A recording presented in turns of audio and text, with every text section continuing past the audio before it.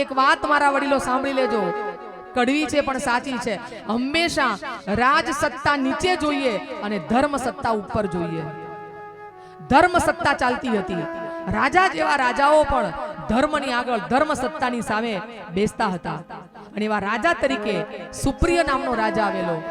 હવે આવ્યો ને એને પેલો લોટામાં જળ લઈને છાંટવા જાય. યજ્ઞના મંત્રોની તાકાત હતી મારા વડીલો. અને ત્યાં પેલો સુપ્રિય હાલ ઉઠેલો, આજ મોડો ઉઠેલો. અને જ્યાં પેલું પાણી છાંટવાય એને નિયમ હતો કે આખી છાવણીમાં કુટીરમાં બધે આશ્રમમાં પાણી છાંટવું. હવે પેલી છાવણીઓ નાની નાની એક બે માણસની હોય. ત્યાં પછી પેલો રાજા તો ઉઠેલો હાલ. એટલે રાજા કહે છે કે યાજ્ઞવલ્ક્ય હું હાલ ઉઠ્યો છું.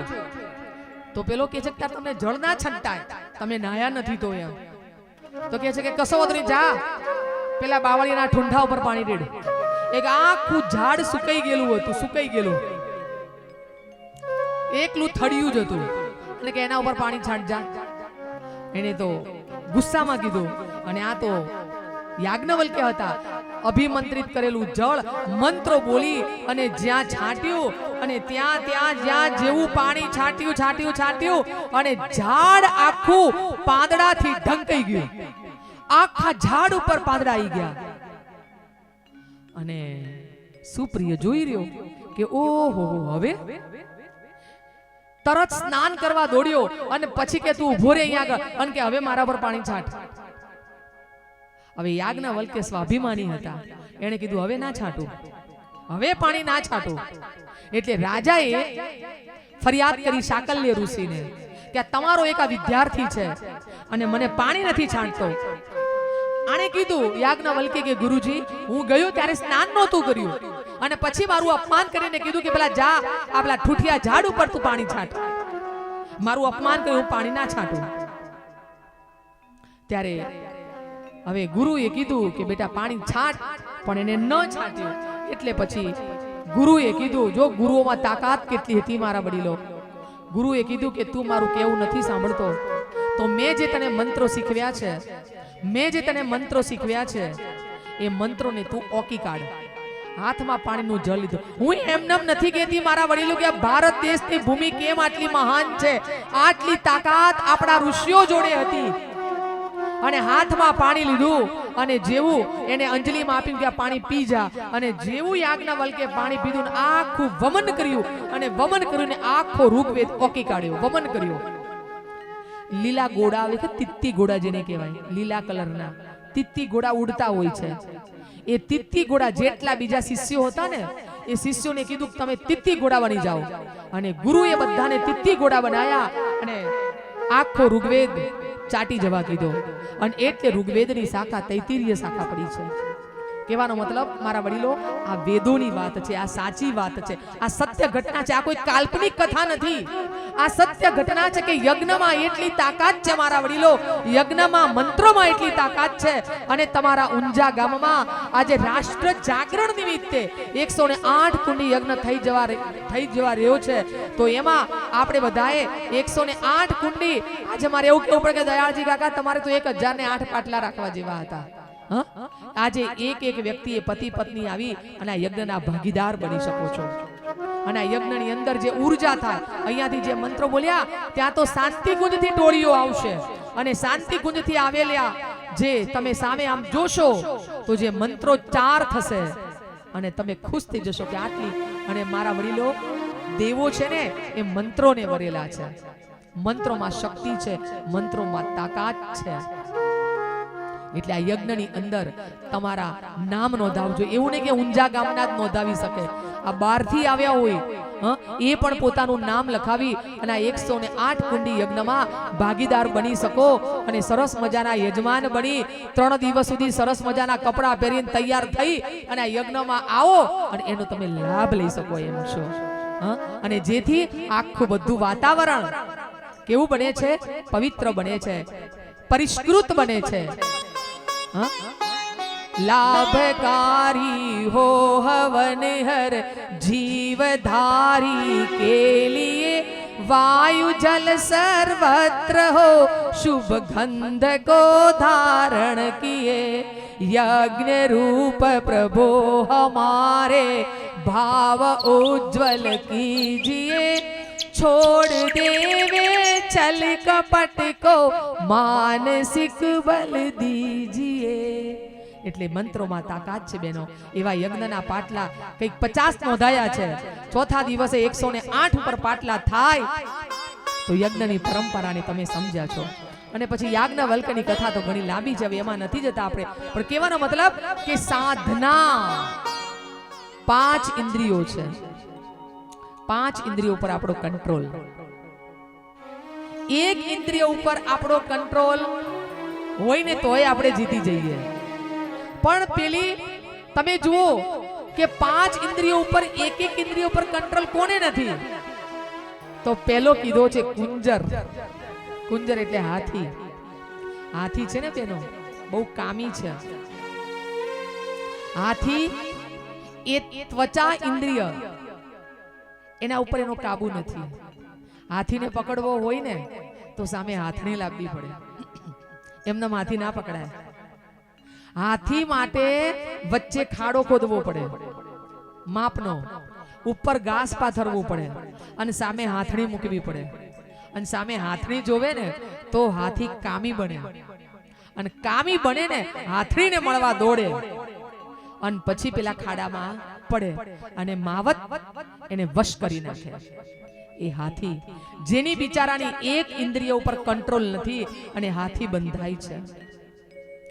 તમે વિચાર કરો કે ભમરો તમારા લાકડાને કાપી દે, લાકડામાં દર કરે છે ને આપણા જૂના ઘરોમાં, એ લાકડામાં કાપવાની તાકાત જે ભમરામાં છે, પણ એ ભમરો એ પેલા કમળના ફૂલ ઉપર બેસે, એની બિચારાની ગંધ ઇન્દ્રિય, ગંધ નાકની ઘ્રાણેન્દ્રિય પર કંટ્રોલ નથી, અને પેલા હમણાં ઉઠું એમ કરતો કરતો આમ અંદર ચૂસે જાય રસ, અને સૂર્યાસ્ત થતા કમળ બીડાઈ જાય અને ભમરો પૂરાઈ જાય છે અને મોતને વાલું કરે છે। એ જ પેલી માછલી શું છે? માછલી એની જીભ ઉપર બિચારીનો કંટ્રોલ નથી। એટલે પેલો માછીમાર શું કરે છે? જાળ નાખે, એમાં તારમાં લોટની ગોળીઓ ભરાવે અને માછલી ખાવા જાય ને તાળવે ચોંટી જાય વાયર, અને માછલી બિચારી એક કંટ્રોલ નથી અને એની બિચારીની આ દશા થાય છે। પતંગિયું શામાં ભરમાય છે? પતંગિયું આગ જોઈને, રૂપ જોઈને, એ રૂપની પાછળ ગોળ ગોળ, તેજની પાછળ ગોળ ગોળ ફરે અને પતંગિયું સ્વાહા થઈ જાય છે। એ જ હરણ મૃગલું શામાં ભરમાય છે? એની શ્રવણેન્દ્રિયોમાં ભરમાય છે। ચારે બાજુ મોટા જંગલમાં વાડ કરવામાં આવે અને સરસ મજાની બંસરી વગાડવામાં આવે, અને જ્યાં વાંસળી વાગે અને એ લોલુપ થઈ જાય અને વાંસળીના બાજુમાં દોડે અને ત્યાં એને એ માણસ પકડી લે છે। આ બધાની એક ઇન્દ્રિયો ઉપર કંટ્રોલ નથી તો આ બધાની આ દશા થાય તો આપણી તો પાંચ ઇન્દ્રિયો ઉપર કંટ્રોલ નથી તો આપણી શું દશા થાય? એટલે એક ઇન્દ્રિયો ઉપર કંટ્રોલ રાખી અને ગુરુદેવ કહે છે કે બેટા સાધક બનો। ગુરુદેવે આખી જિંદગી એમાં ઉપાસના કરી તો સાધનામાં એમણે શું કર્યું? 24 વર્ષ સુધી એક વાટકી મોળી છાસ અને એક જવની રોટલી ખાઈ અને પોતાના જીવનની અંદર 24 લાખના 24 મહાપુરુષચરણ તપ કર્યા છે। એમણે સાધના કરીને પછી સાધના કરાવી છે। તમે વિચાર કરો કે સાધક છે, સાધના કરી છે, કંટ્રોલ, અને સાધના પછી મારા વડીલો આવે છે આરાધના। ઉપાસના પરમાત્માની થાય, સાધના સ્વયંની થાય, અને આરાધના કોની થાય? જગતની થાય, સેવા થાય જગતની। તમારી પાસે પૈસો છે ને તો કોઈક દિવસે લાયન્સ હોસ્પિટલ આગળ ઉભા રહેજો, સિવિલ આગળ ઉભા રહેજો, અને જે બિચારો ગરીબ માણસ જેના કપડાએ પણ ફાટી ગયેલા હોય છે અને એ બિચારો 10 ની નોટો કાઢી અને માળ ભેગી કરી અને આમ આપતો દુકાનમાં તમને દવાની જોવા મળશે એનો હાથ પકડીને કહેજો કે બેટા ભાઈ મૂકી દે, તારું બિલ હું ચૂકવું છું. આનું નામ છે આરાધના. તમારી પાસે પૈસો છે તો એ પૈસાનો સદુપયોગ તમે કોઈ વિદ્યાર્થીની ફી ભરવા માટે, એવા કેટલાય વિદ્યાર્થી બિચારા સ્કૂલો કોલેજોમાં ભણતા હોય છે, કન્યા માટે તો કેળવણી ફ્રી હોય છે, પણ યુવાનોને ફી ભરવાની હોય ત્યારે કોઈક એવો ગરીબ વિદ્યાર્થી હોય ને કે જેને ભણવાના પૈસા નથી, એના પૈસાને તમે ભરી દો, ફી ભરી દો. એ તમારી આરાધના છે મારા વડીલો.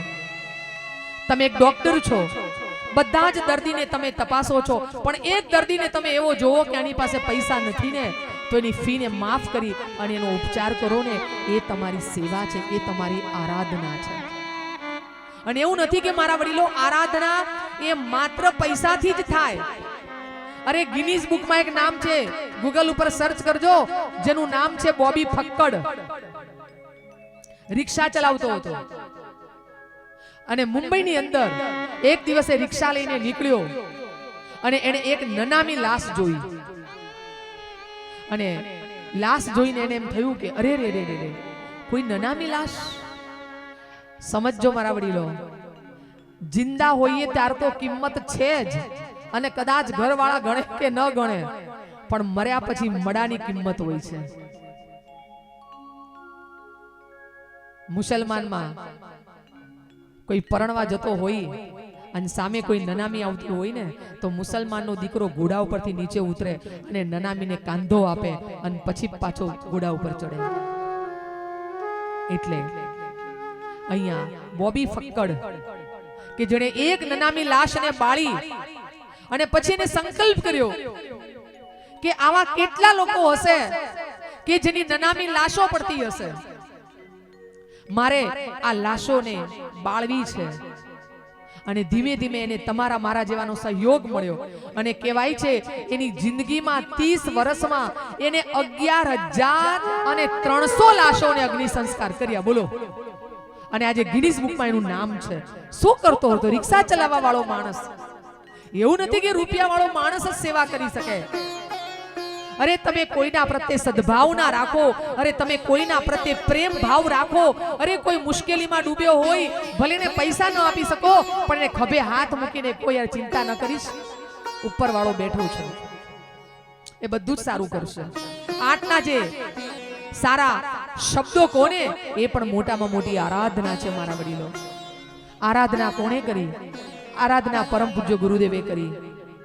પોતાના ઘરના આંગણા આગળ 12 વર્ષના શ્રીરામ અને 12 વર્ષના શ્રીરામ જ્યારે ઘરના આંગણે એક ભંગીબાઈ દરરોજ વાળવા જેમ કચરા આવે છે એમ કચરો વાળવા વાળી બાઈ હતી.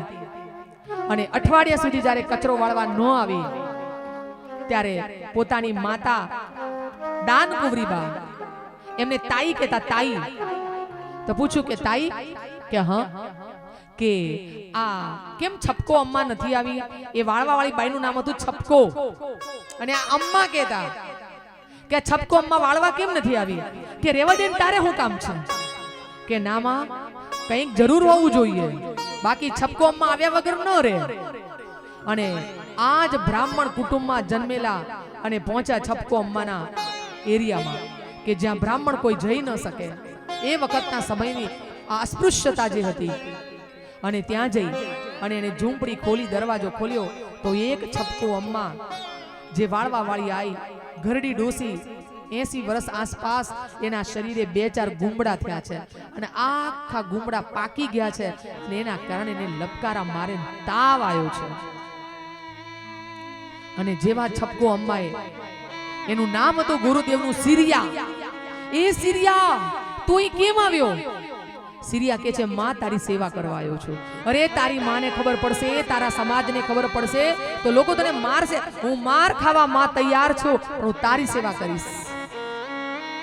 અને સીધો વૈદ્યના ત્યાં દોડી અને મલમપટ્ટી લાવી અને પાટા બાંધી દવા ગળાવી અને સીધો છપકો અમ્માના ઘેરથી પોતાના ઘેર જાય.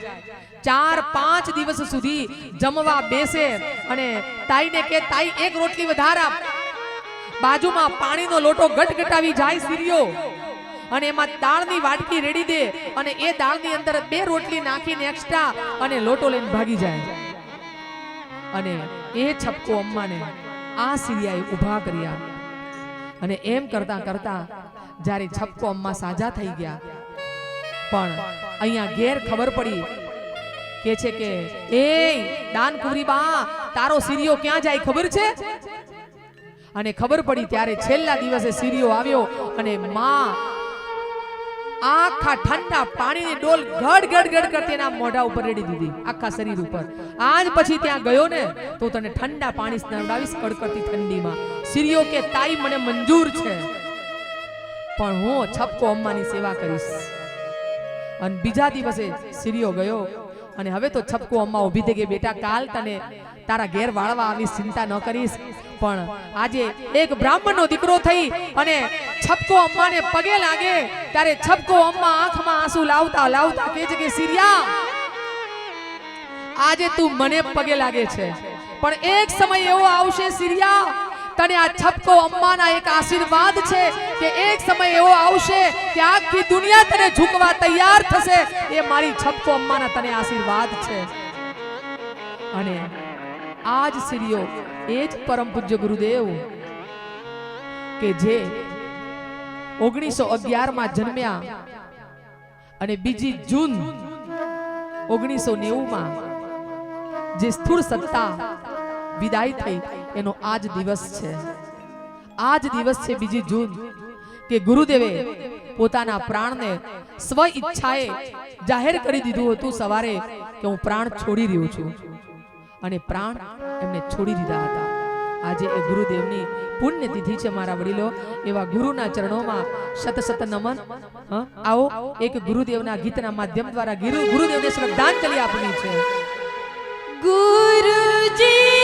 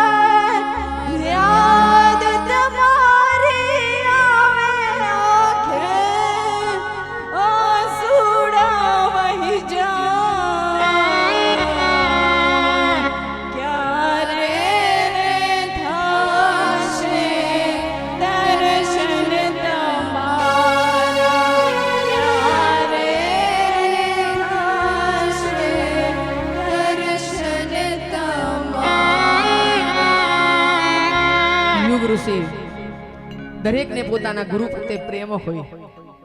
મેં મારા ગુરુને જોયા નથી, બસ એની દીવાની બની ને એકમાત્ર પ્રેમ કરી અને ગુરુદેવના વિચારોને ફેલાવવા માટે ઘણા લોકો મને પૂછે કે બેન તમારી કથાનો ચાર્જ કેટલો છે? ત્યારે મારે કહેવાનું થાય કે મારો ગુરુ એટલું મારું રિચાર્જ કરાવે છે કે મારે ચાર્જની કોઈ જરૂર નથી પડતી હોતી. એટલે એકમાત્ર ગુરુની સેવા અને એટલા ગુરુના દીવાના બની અને ગુરુદેવના વિચારોને એટલે જ આજે ગાયત્રી પરિવાર એ ગુરુદેવથી એટલો બધો જોડાયેલો છે કે સામે મળે તો પણ શું બોલાય છે? જય ગુરુદેવ. गुरुदेव कीधु छे कि बेटा मैं कौन हूँ? मैं कोई विद्वान नहीं हूँ, मैं कोई ज्ञानी नहीं हूँ, मैं कोई पंडित नहीं हूँ, मैं तो प्रेम का सौदागर हूँ. मैंने तो अपने परिवार में प्रेम बांटा है. प्रेम आप अपने परिवार में प्रेम बांटो. અને એવા ગુરુદેવે પોતાના જીવનની અંદર આરાધના કરી. મારા વડીલો, આરાધનાનો અર્થ બસ એ જ છે કે જીવનમાં ભૂખ્યા માણસને જમાડો, તરસ્યાને પાણી પાઓ. આજે કેટલી પરબો બંધાવાઈ છે ને, અને એટલે તો શાસ્ત્રો કહે છે ને કે જેટલું હાથે તેટલું સાથે. અને આપણી બહેનો છે ને ધર્મરાજાનું વ્રત કરતી, પેલા ખબર છે ને ધર્મરાજાના વ્રતમાં 6 મહિનાનું વ્રત હોય, પછી એને ઉજવવાનું હોય અને બધું જ મૂકવું પડે છાપમાં સજાની જેમ. અને બધું જ કહેવાય કે ભાઈ હાથે હોય ને એટલું સાથે થાય. એટલે આ તો મારા વડીલો સંસારની અંદર સાચી આરાધના એ છે કે તમને ને મને જે ઈશ્વરે તન આપ્યું હોય, મન આપ્યું હોય કે ધન આપ્યું હોય, શ્રમદાન કરો, ધન દાન કરો કે મનથી કોઈને શુભેચ્છા પાઠવો ને મારા વડીલો, એ પણ એક પ્રકારની આરાધના છે. પણ એકલી આરાધના ન ચાલે મારા વડીલો. એકલી આરાધનાની સાથે સાથે સાધના પણ જોઈએ અને એની જોડે આપણી ઉપાસના પણ જોઈએ. ઉપાસના એકલી પણ ન ચાલે. એકલા પછી તમે ભગવાનની સામે બેસી જ રહો અને સેજે હલો નહીં તો. એક આમ સંત હતા ને તે બેઠા બેઠા માળા કરે અને માળા કરતા કરતા કોઈક નાનું 5 વર્ષનું છોકરું પાણીમાં ડૂબ્યું અને આ નદી કિનારે પાણી આમ માળા કરતા. હવે પાણીમાં છોકરું જુએ છે કે છોકરું પાણીમાં ડૂબવા જઈ રહ્યું છે અને છતાંય આમ આંખો કરીને જુએ, પણ કે બાપ મારી માળા હજી તો સુમેરું નહીં આવ્યો ને કે માળા આમ નામ ચાલુ રાખી. ત્યાં એક યુવાન આવ્યો દોડતો ને જોરથી છલાંગ મારી અને પેલા છોકરાને પકડીને બહાર લાવ્યો. ચલો બોલો કોની સાચી ભક્તિ છે? એ સાચી ઉપાસના એટલે માત્ર બેસી જ રહેવું નહીં, પણ સમય આવે ત્યારે કોઈને બચાવવા પણ ઊભું થવું પડે. કીધું કે ઉઠો, આ બેઠા છો એના કરતા પેલા છોકરાને તો બચાવવો હતો.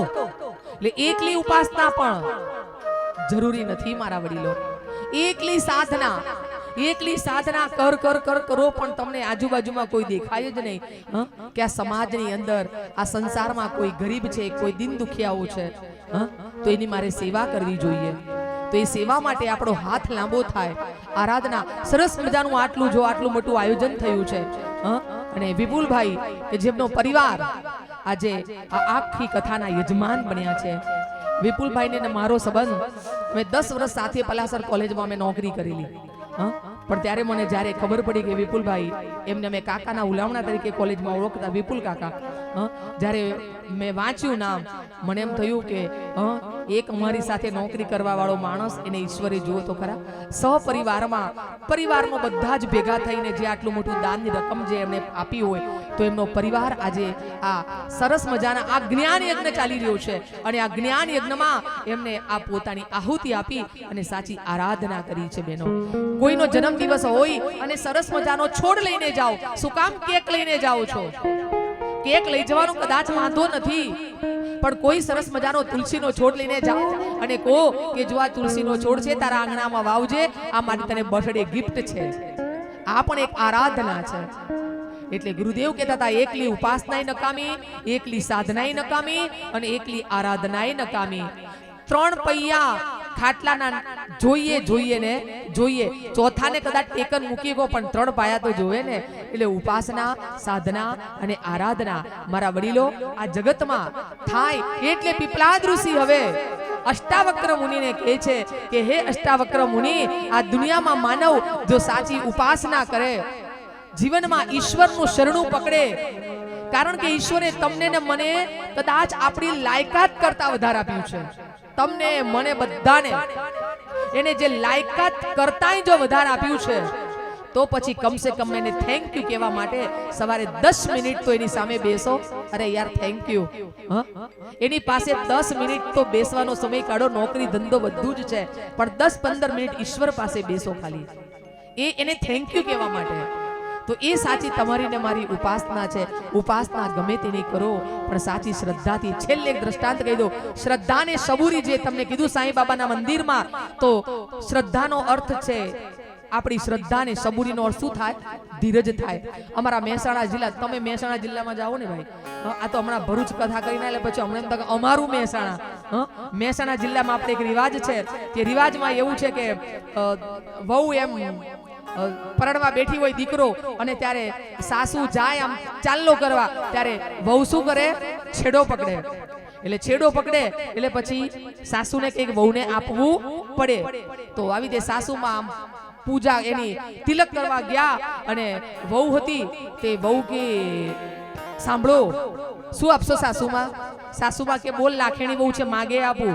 કે સોનાનું હાર આપું? કે ના રે ભાઈ. કે સોનાની આ વસ્તુ આપું? કે ના રે ભાઈ. તો કે શું આપું? કે મને સાસુ બનાવી દો આજે. કે સાસુ બનાવી દો? કે હવે પણ સાસુ હતી ને અમારી ચાણસમાં નહીં હતી. તે સાસુમાં કે વહુ ભા, હજી તો ચોરીના 4 ફેરા ફરો તો ખરા. 4 ફેરા ફર્યા પછી મારા દીકરાની જોડે ઘર સંસાર માંડો તો ખરા. અને સંસાર માંડ્યા પછી ગર્ભની અંદર, કુખની અંદર 9 મહિના છોકરો રાખો તો ખરા. અને 9 મહિના રાખ્યા પછી એને 20 વર્ષનો કરો તો ખરા. ત્યારે તમને મળે સાસુ બનાય. સાસુ કોઈ એવું પદ નથી કે લે તને આપી તું બની જા. એમ 20 વર્ષની રાહ જોવી પડે સાસુ બનવા માટે. એમ આ સંસારમાં ઉપાસના કરો. હું તો જતી હતી, પણ માર તો છોકરાને સગાઈ ના થઈ, માં તો મેન આપણે હું તો નીકળી ગઈ. આ નીકળવાનો રસ્તો છે ને આવવાનો રસ્તો છે?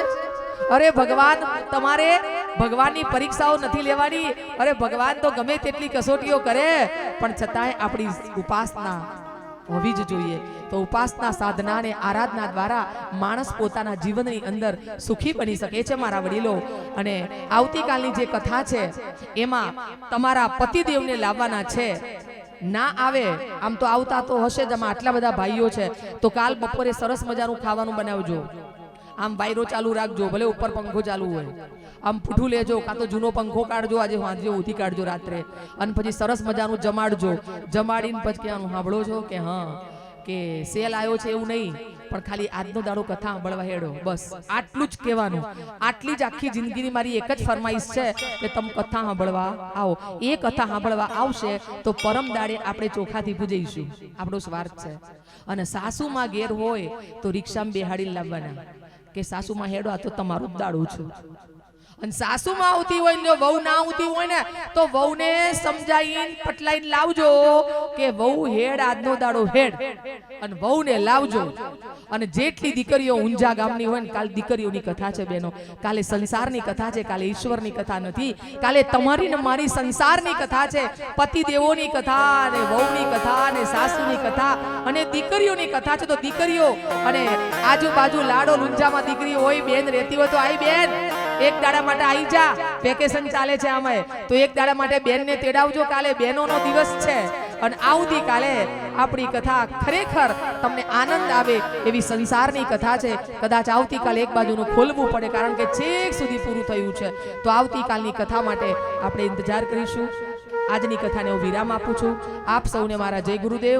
અને હા, જે યજ્ઞની વાત કરી છે ને, એ યજ્ઞ 108 કુંડી 14/12/24 થી 17/12/24 છે.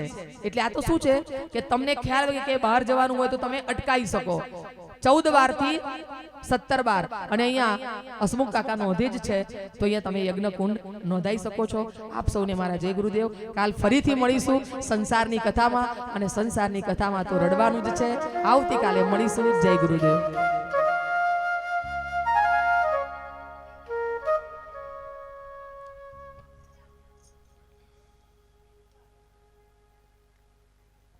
હાલો હાલો.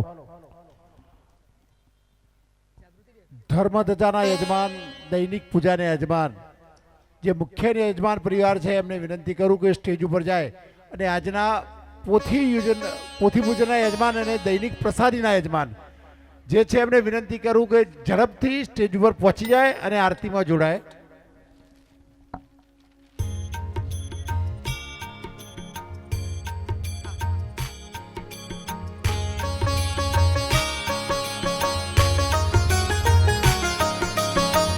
દરેકે પોતાના સ્થળ ઉપર બેસી રહેવા માટે વિનંતી કરું છું.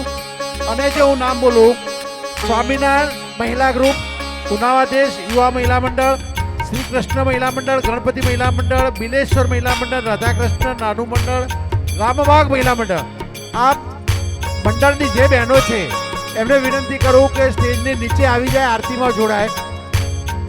અને જે બીજી જે બહેનોએ આરતીમાં જોડાવું હોય એમને પણ વિનંતી કરું કે આરતીમાં જોડાય. જે બેને જાહેરાત કરી કે યજ્ઞની નોંધણી આપણે સભા મંડપની બહાર દાન ભેટ કાર્યાલય બનાવ્યું છે, ત્યાં પણ નોંધવામાં આવે છે. અને વિશેષ કોઈએ દાન નોંધાવવું હોય એ દાન પણ ત્યાં નોંધવામાં આવે છે.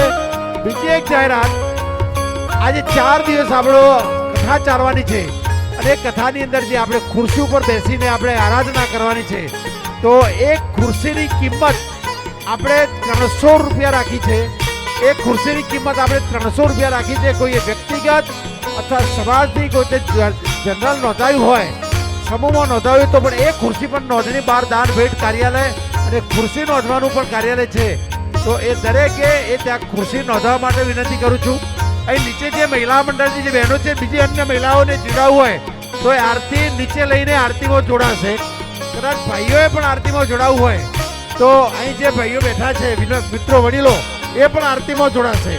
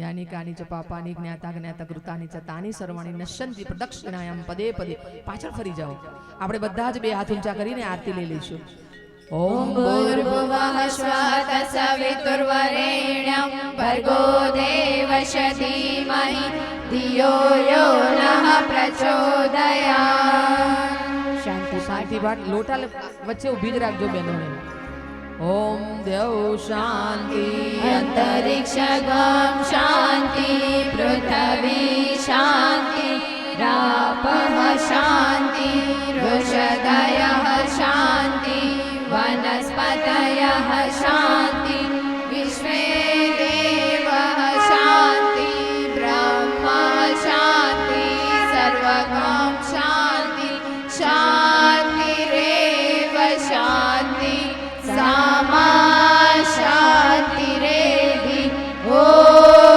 शान्ति शान्ति शान्ति सर्वारिष्टसु शान्तिर्भवतु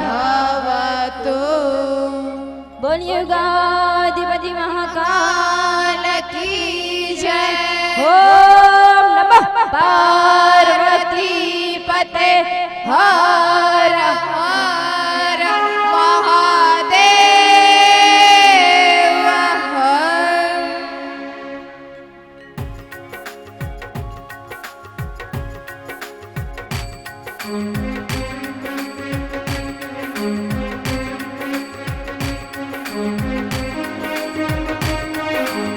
હાલો હાલો આજે બીજા દિવસની કથાનો એક વિરામ આપીએ છીએ અને આવતીકાલે બિલકુલ શાર્પ 8 વાગે જે બહેનને સૂચના આપી એ દિવસે પરિવાર સાથે પતિ પત્ની ને પરિવાર સાથે કથા મંડપ નાનો પડે એ રીતે લોકો આવજો એવી દરેકની વિનંતી કરું છું આજે કથામાં જે લોકો ઉપસ્થિત થયા તમામનું ગાયત્રી પરિવાર વતીથી ખૂબ ખૂબ આભાર માનું છું બીજું ખાસ જનરલ ફાળો જેને નોંધાવો હોય 12 દાન ભેટ કાર્યાલય ઉપર નોંધવામાં આવે છે યજ્ઞ 108 કુંડીની જેની નોંધાવવાની ઈચ્છા હોય જેની યજ્ઞની દૈનિક યજમાનની કિંમત 2500 રૂપિયા 25,000 રૂપિયા રાખેલ છે તો જેને નોંધાવવું હોય તો દાન ભેટ કાર્યાલય ઉપર એ નોંધવામાં આવે છે અને બીજું ખાસ કોઈ એક ખુરશી નોંધાવી હોય છે 300 રૂપિયાની કિંમતથી ખુરશી નોંધવામાં આવે છે એ પણ દાન ભેટ બાજુમાં એક કાર્યાલય બનાવેલ છે તો દરેકે જેને લાભ લેવો હોય નોંધાવવું હોય એમને વિનંતી કરું કે નોંધાવી દેવી આજે અહીં કથાનો વિરામ આપીને દરેકનો ફરીથી આભાર માનીએ છીએ